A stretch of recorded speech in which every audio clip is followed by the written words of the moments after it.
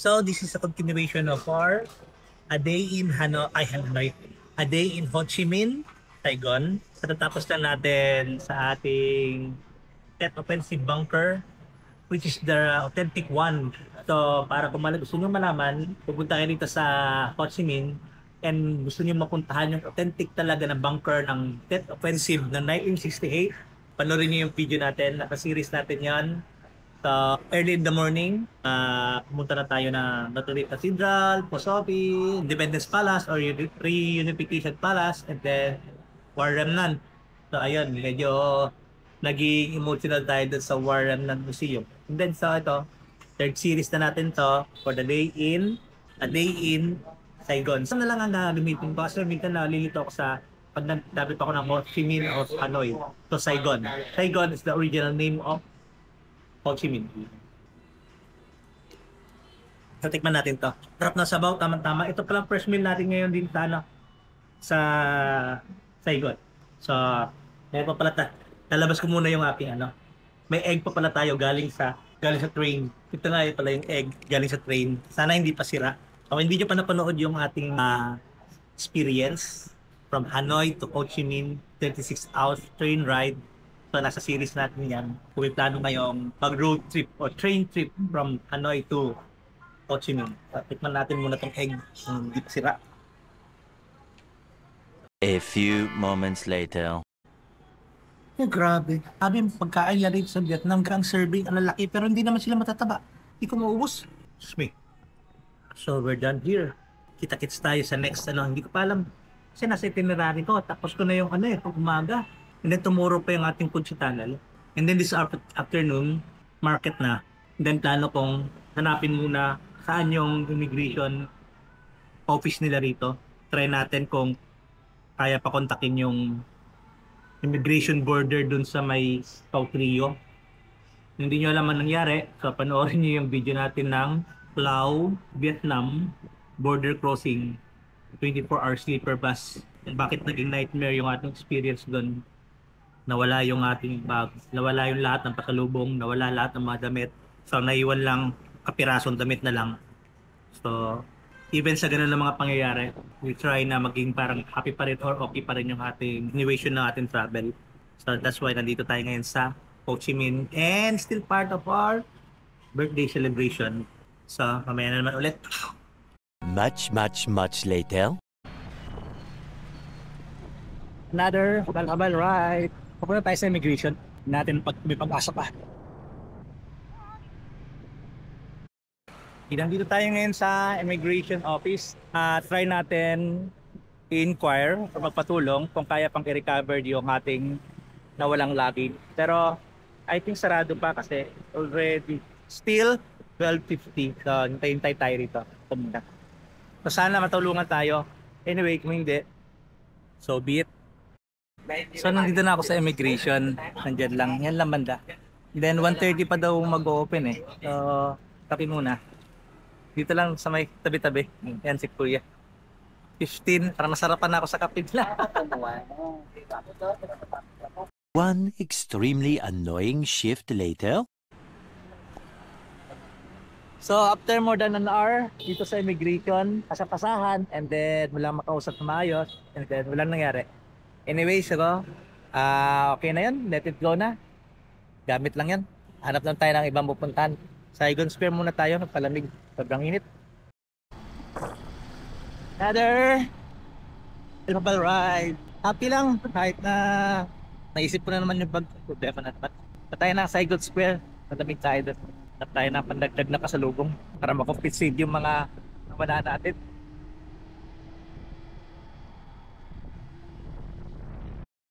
So, we're now here at Saigon Square. Nadaanan lang natin yung Benton Market, nandun lang. So, mamaya natin mabalik at explore more natin ito. Tignan natin kung ano yung pwede natin mabili. Okay, let's get inside. So, dito pala. Ayan, siyempre, para pa rin talagang Divisoria. And then, ganito ang mga tsura. Ayan. Hindi na ako masyado kumuha ng footage sa mga bawat alley. More on dito mga bags, t-shirts. Wala yung mga like, alam mo ba? Vietnam authentic na mga products. Puro dito mga damit. So, alam kung hindi na ako magtatanong-tanong dito. Kasi puro naman siya yung mga nakita talaga sa Divisoria. Hanap natin ay authentic na mga Dominicano ng mga products. So, mamaya na ulit. So, ayun, saglit lang tayo rito sa Saigon Square. Ala, kabilang side na pala to. Mali pala yung nalabasan natin. Anyway, sige. Punta tayo ng Benton Market. Ito ang tsura niya. Ganito. So, masyado siyang yung isang t-shirt pa lang. Sa t-shirt pa lang maabot na 150,000 dong. That is mga 300 plus pesos. So, parang Pilipinas lang din ang presyo. And then more on mga kasi ang mga namimili, mga Chinese. Kaya siguro kaya nila yung prices na yon para sa ganun ng mga t-shirt. So, try na pumunta ng Benton Market. Kita-kits tayo doon. Ito na pala yung lugar na pa ngayon. Ito din pala, dito pa tayo galing kanina. Side pala yung nilabasan ko. Grabe, medyo mainit na. Sensya na sa sa aking mata. Balik tayo sa Benton Market. Okay, kita tayo doon. So, 4 minutes walk lang doon yung Saigon Square. Ito na yung Benton Market. Tatawid tayo dyan. So, malapit lang. So, pwede kayo kung galing kayo ng Saigon Square, diretso sa Benton or from Benton, punta ng Saigon Square. So, try natin doon. Sobrang init. So, ready 2:30. And then, so, pedestrian crossing naman. Tuloy tayo. Kita-kits tayo sa loob. So, we're here now at 8:15 ng Benton Market. Ito ang old Benton Market. Nakalagay 1914. So ito yung 1914 to 2024, 110th anniversary ng Benton Market. So, dito sa harap naman, across the street, meron din ng palang 7-Eleven. Yun. And then, cutie. Malitang mga 7-Eleven lang dito. Thailand o Bangkok. Malalaki ang mga 7-Eleven dito. Konti lang. Parang sikat dito ay Circle K. So, pasok tayo sa loob. So, konti lang footage natin doon. Kung ano lang mga something interesting. Okay? Kasi parang Divisoria din naman sa loob. Sa gate 15, meron dito. Meron na rito. Meron din papunta doon. Meron din papunta doon. So, tignan mo natin yung papunta doon. Ito naman. May mga products dito. Ito, gusto ko to. Yan, ang gusto ko magdala niyan. Dadala tayo ng nagustuhan ko yung chopstick ng Vietnamese. Maganda yung chopsticks nila, malaki. Mas madaling hawakan. Kaya chopstick like bakal na chopstick, mahirap. Ayun. Nakita ko ng Hong Thai. Oh my God. Shit. Salamat naman at meron dito. Bibili tayo niyan dito. Tanong tayo kung magkano.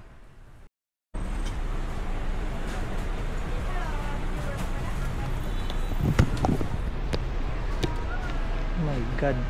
Ang Hong Thai 88,000 dong. So nasa mga almost 200 pesos. Isa nabili natin sa Asiatic wala pang 100 pesos each. So putol ulit tayo. Bigla akong talagang nalungkot na May nakita akong Hong Thai doon. 50 naman siya. 50,000 dong from 100 naging 50. So magbabargain ka, pwede ibibigay naman. Kaso lang sabi ko, I'll just roam around, then babalikan ko. Sabi niya, bigla nagalit si ate. Yun nga talaga yung problema rito. Pag nagtanong ka, tapos hindi ka bumili, gagalit sila. Dinismaya sila. Hindi naman galit siguro, pero parang, siyempre, dadramahan ka na madismaya. Ito yung view rito. Ito mga coffee na mga coffee. Hello, coffee. Para tuloy nakakatakot dito tanong.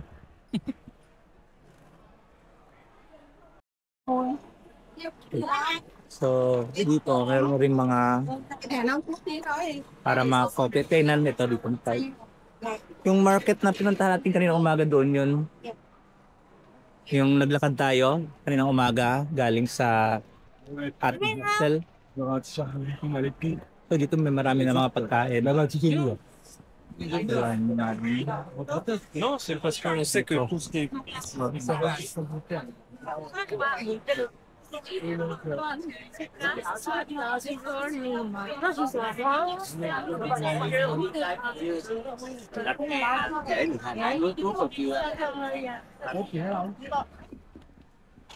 Puro coffee, mga ganito. Tapos mga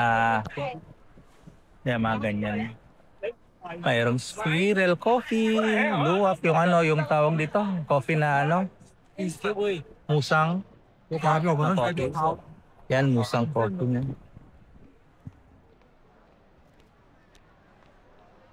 The search continue. Okay, mamaya naman ulit. Okay, nag-inquire ako doon kanina. Napakamahal, so napilitan talaga kaya na kung tawa ni ate. Nakabili ako ng 2 Hong Thai at worth 50 each. 50,000 dong each. So, hindi natin alam kung... Mamaya ako na-convert, siguro 100 plus ang isa nito. Alam naman natin na 70 pesos lang siguro kung titignan natin tong ganito. Anyway, nandito na rin tayo. Para lang talaga hindi ako masiro. So, hindi na ako magtatanong ulit.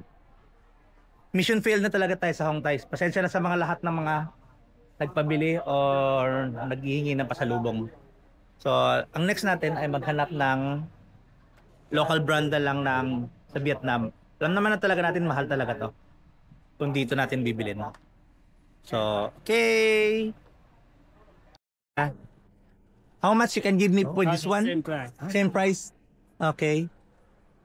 So, binigay ni Kuya ng 45 din to, ang Hong Thai.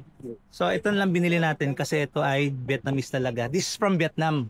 No. This is from Thailand. Thailand. All Thailand? Yeah. Okay. So, all from Thailand. So, meron din Hong Thai dito. Ay, Hong Thai. Yung green ang binili natin. Kasi parang may nakalagay kasi Vietnam sa ginanap ko. This one, Ronald. Meron din Poison. Ronald. Yeah. So, tanungin natin kung magkano yung Poison sa kanya. So, hindi na siguro. Tama na yun. Yeah, okay. Tanungin lang muna natin. Nabigay naman niya ng 45 sa akin. Mas doon ka sa kabila kas kanina, tag 50. Ito 45. So, wait lang. Tignan natin ha. Para lang talaga masatisfy yung ating problema sa Hong Thai na pasalubong at saka Poison. Nabili natin kay Kuya. So, naka-discount tayo. Sabi niya, discounted na to 150 ito, 150 itong Poison. Okay, tama na tong mga ointment na to. Bayad muna tayo. Etong place ni Kuya, pwede din credit card. So, ayun. Okay, enough na tayo sa mga ointment na yan. So, para lang talaga matapos yung ating You want to buy some coffee? satisfied lang ating lungkot sa mga ointment na yan. And then, ayun na nga po. Ang nawala na talaga wala yung mga t-shirts, yung mga elephant pants. So wait lang. Labas muna at ako na-hyper. Balik tayo rito sa labas. Anong gate na to? Ito, gate na naman tayo. Gate 30 naman ito. So dito naman ang banda. Ito magiging tsura. Sige, later na naman pag may something interesting. Okay, we're done at Bentan Market. Naghahanap ko ng coffee. Mayroon ako na search Maison Maru. Okay daw ang coffee doon. Mahirap yatang pumili rito kasi masyado silang parang hinahirapan akong mamili kasi nga masyado silang agresibo. Tama talaga sinasabi ng mga sa Bentan Market. Mahirap. So tawid tayo. Ayun na. Go na tayo. Dito na naman tayo sa ating amazing race. Okay. Sige. Later naman, pagdada tayo sa Maison Maru Coffee Roastery. Okay. Now at Maison Maru time. And then, dito tayo tinuro ni Grok. One of the best place na bumili doon ng coffee. So, tingnan natin sa loob. Ayan. Ayan, may mga coffee naman talaga sa loob na It's ang place. So, Maison Maru. Check natin sa loob. At least malamig. Ayun, pag bumad pa lang dito, ito na mga coffee nila. With chocolates. Isa-isayin natin. Ayan.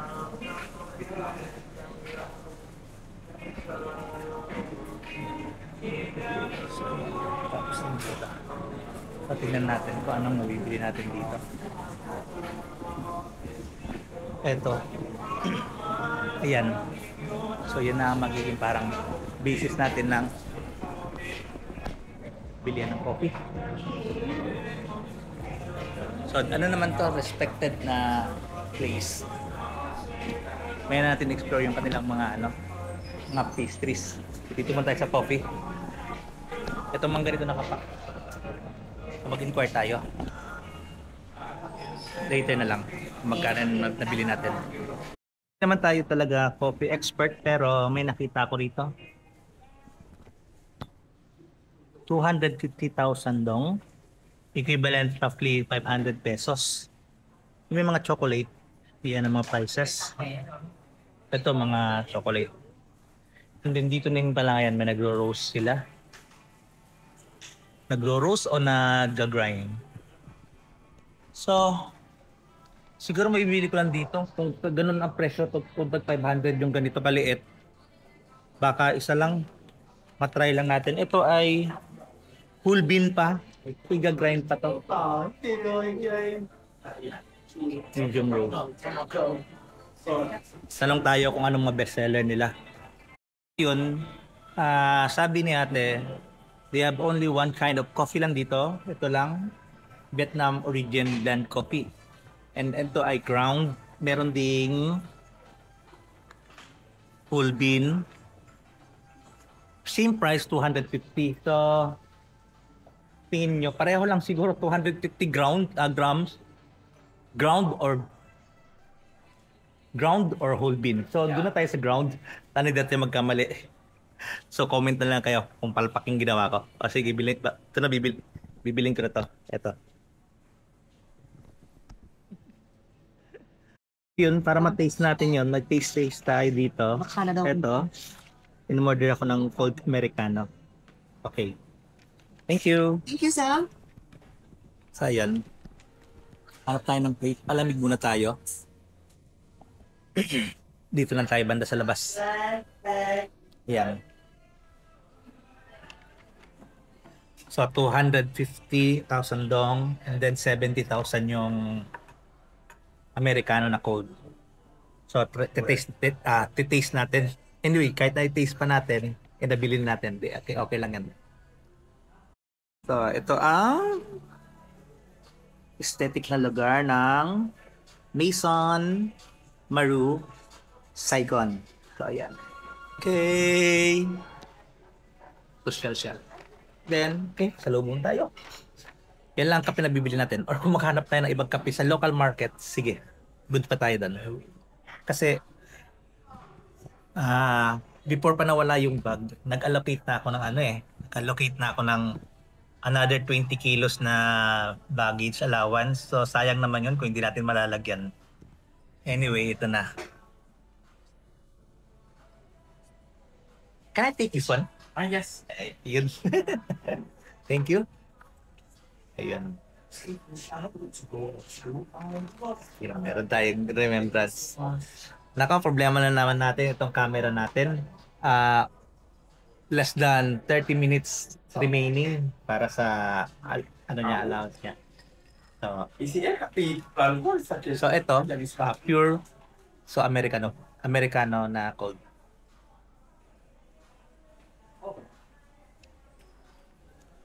Anyway, hindi ko ma-shade pero kasi hindi naman ako talaga as in coffee lover, pero eto tayo.